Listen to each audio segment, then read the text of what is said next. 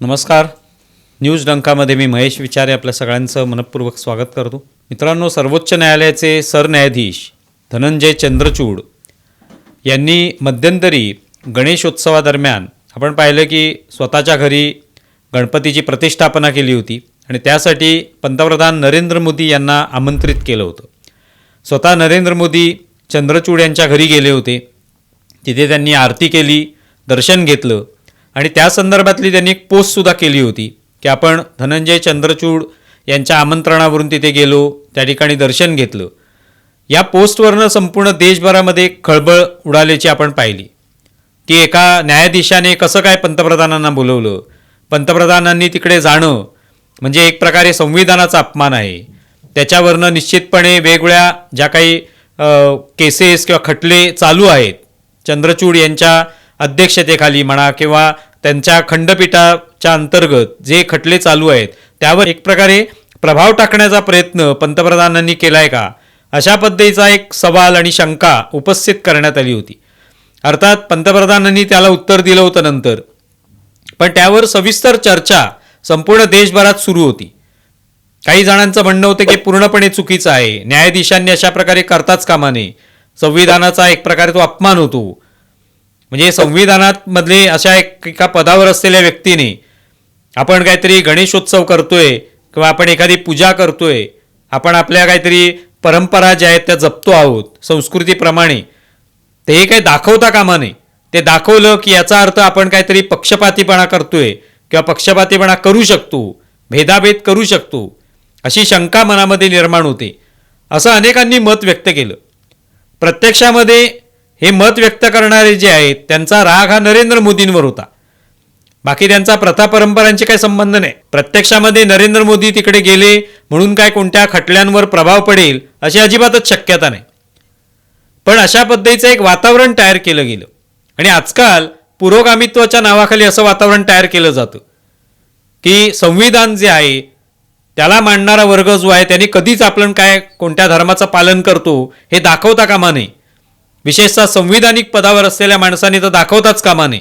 अशा पद्धतीचा एक विचार जो आहे तो समोर आणण्याचा प्रयत्न होतो, लोकांमध्ये रुजवण्याचा प्रयत्न होतो.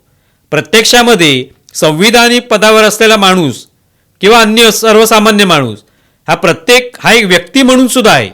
त्याचा स्वतःचं एक जीवन आहे, स्वतःचं एक आयुष्य आहे, याचा कोणीच विचार करत नाही. संविधानाने कुठेही म्हटलेलं नाही की तुम्ही आपल्या धर्माचं पालन करू नका, तुम्ही ते दाखवू नका. तुम्हाला स्वतःचा धर्माचं पालन करण्याची पूर्णपणे मुभा आहे या देशामध्ये. अर्थात तुम्ही दुसऱ्याने कोणता धर्म पाळावा किंवा त्याच्या कोणत्या प्रथा परंपरांचं पालन करावं याची सक्ती करण्याचा तुम्हाला अधिकार नाही. पण तुमच्या धर्म, तुमच्या परंपरा, तुमच्या प्रथा, तुमच्या रूढी, तुमची जी संस्कृती आहे त्याचं पालन करण्याचा तुम्हाला अधिकार आहे. ते तुम्ही कशाही पद्धतीने करू शकता. अर्थात त्याच्यामुळे दुसऱ्याला त्रास होणार नाही, दुसऱ्याच्या अधिकारांचं उल्लंघन होणार नाही, अधिकारांवर गदा येणार नाही, याचा विचार करावा लागतो. पण इथे प्रत्येक माणूस हा एक व्यक्तीसुद्धा आहे. तो एखाद्या पदावर असला तरी त्याला तो अधिकार आहे की त्याने आपल्या धर्माचं पालन करावं, ते दाखवावं लोकांना की दाखवू नये, हा त्याचा अधिकार आहे. हे दुसऱ्यांनी ठरवायचं नाही. मी एखादा माणूस नास्तिक आहे, म्हणजे पुरोगामी जी लोक आहेत त्यांचं म्हणणं असतं की हे तुम्ही दाखवता कामा नये, हे तुमच्या घरी करा. हे तुम्ही सांगणारे कोण आहात? पण हे काही कुठे लिहिलेलं नाही आहे नियम. संविधानाने कुठे असं म्हटलेलं नाही की तुम्ही दाखवता कामा नये.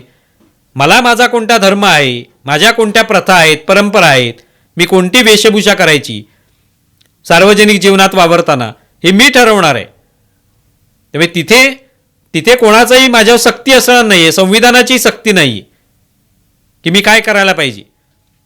त्यामुळे चंद्रचूड यांनी जे केलं ते त्यांच्या घरी जे काही त्यांना उत्सव साजरा करायचा आहे तो त्यांनी केला. त्यात तिथे कोणाला बोलवायचं हे काय पुरोगामी लोकांना विचारून कोणी बोलवायचं नाही की अमुक ह्या विचारधारेच्या लोकांना विचारावं का की बाबा पंतप्रधानांना बोलवू की नको बोलवू,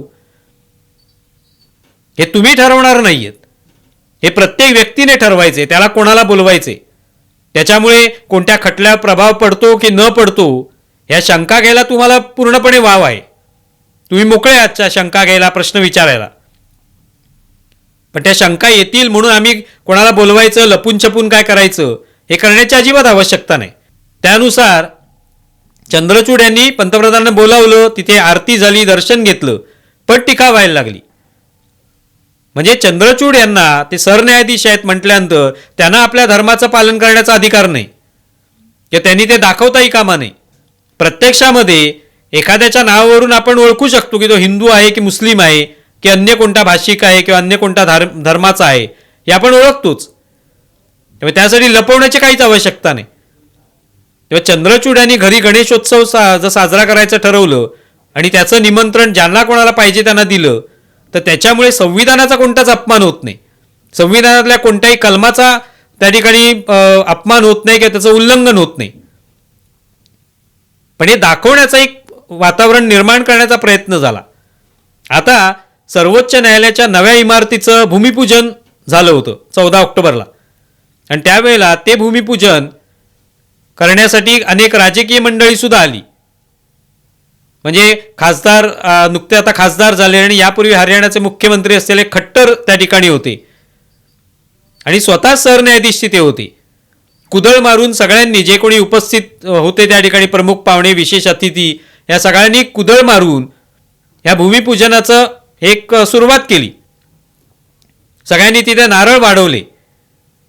आता याच्यामध्ये अनेक जण, आता अर्थात निवडणुकीचं सगळं चालू असल्यामुळे कोणी तो मुद्दा जो आहे ते तेवढा उचलून धरलेला नाही. पण मुद्दा हाच आहे की जर प्रथा आहेत, परंपरा आहेत पूर्वीपासून, की एखादं शुभ कार्य करायचं असेल तर तिथे नारळ वाढवला जातो, भूमिपूजन असेल तर तिथे कुदळ मारली जाते जमिनीमध्ये, त्या अशा पद्धतीच्या प्रथा आहेत पूर्वीपासून. हार त्या ठिकाणी अर्पण केला जातो, पूजा केली जाते, नमस्कार केला जातो. या प्रथा परंपरा त्या त्या व्यक्तीला, त्या संस्थेला पाळण्याचा अधिकार आहे. तो कोणी नाकारू शकत नाही की आम्हाला वाटतं, आम्ही नास्तिक आहोत, की आम्हाला आम्ही हा विचार करत नाही, अशा पद्धतीच्या प्रथा पाळू नयेत असं आम्हाला वाटतं म्हणून बाकीच्यांनी त्या तसंच केलं पाहिजे, असं अजिबात होऊ शकत नाही. तुम्हाला वाटते, तुम्ही ज्या वेळेला तुमच्या संस्थेचं उद्घाटन कराल तेव्हा त्या पद्धतीने करा, तुम्हाला जसं पाहिजे तसं. पण ज्याला वाटतंय की तिथे नारळ वाढवून ते उद्घाटन व्हायला पाहिजे, कुदळ मारून त्याचं भूमिपूजन व्हायला पाहिजे, हार घालून तिथे पूजा व्हायला पाहिजे, तर हे ज्याला वाटतंय त्याने ते केलं पाहिजे. त्याला संविधानाने पूर्णपणे अधिकार दिलेला आहे. मग तो सरन्यायाधीश असो की पंतप्रधान असो की कोणी असो, त्याच्यावर टीका करण्याचा जर तुम्हाला अधिकार असेल तर ती कृती करण्याचाही अधिकार त्याला आहे.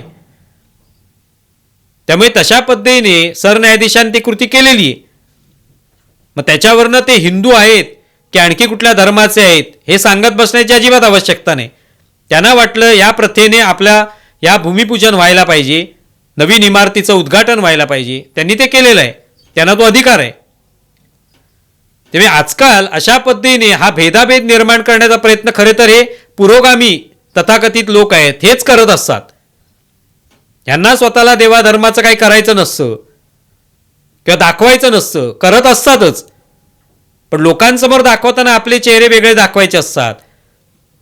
त्यामुळे मग अशा पद्धतीने ही वक्तव्य केली जातात आणि अशा पद्धतीने दाखवलं जातं की संविधानाचं पालन करणारे किंवा संविधानाच्या माध्यमातून कायद्याचं राज्य निर्माण करणारे लोक असतात, त्यांनी असं धर्माचरण करता कामा नये, धर्माच्या कोणत्याही गोष्टी उघडपणे करता कामा नये.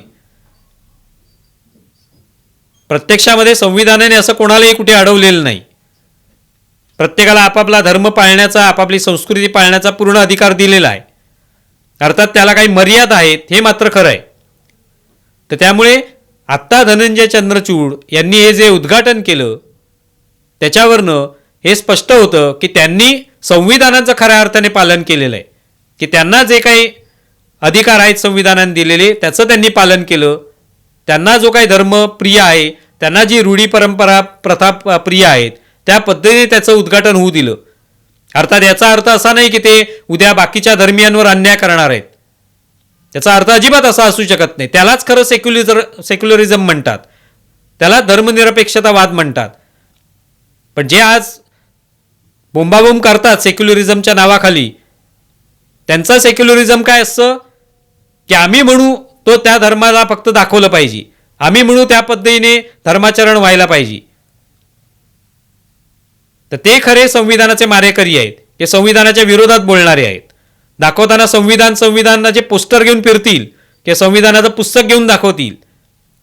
प्रत्यक्षात संविधान म्हणजे काय याचं आकलन त्यांना झालेलं नसतं. त्यामुळे चंद्रचूड यांनी दाखवून दिलं की संविधानाचं आपण पालन करतो आहोत.